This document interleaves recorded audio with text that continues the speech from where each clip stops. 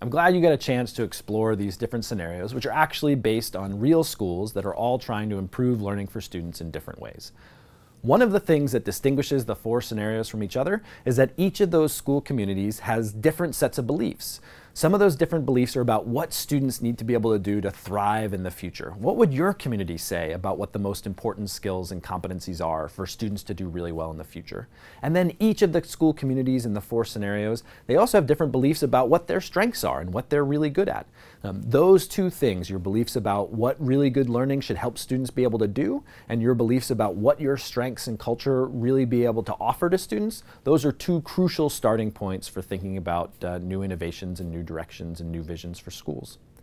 A second thing which you should pay attention to across these scenarios is I'll make the argument that each of these 4 scenarios, each of these 4 schools is trying to do something that might be called personalized learning. It could be called personalized learning, but they're personalizing in very different ways. So one of the schools in the scenarios that you read about tries to personalize learning by helping to algorithmically optimize each individual student's pathway through a school experience. The content is set, but we're trying to have each student be able to travel at their own pace.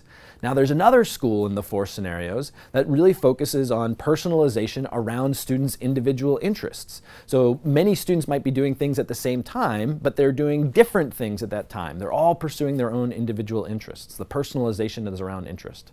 The key idea here is that we have these buzzwords that appear in education like personalization, and there's lots of ways that they might be useful, but one risk of these words is that we can use them to describe very different kinds of practices.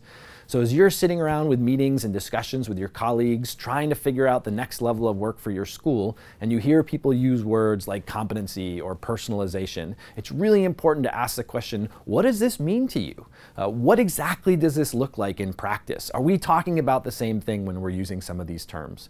Being able to clarify your ideas around some of these key ideas, around some of these key terms, is really helpful to making sure that you're all working together and refining a vision.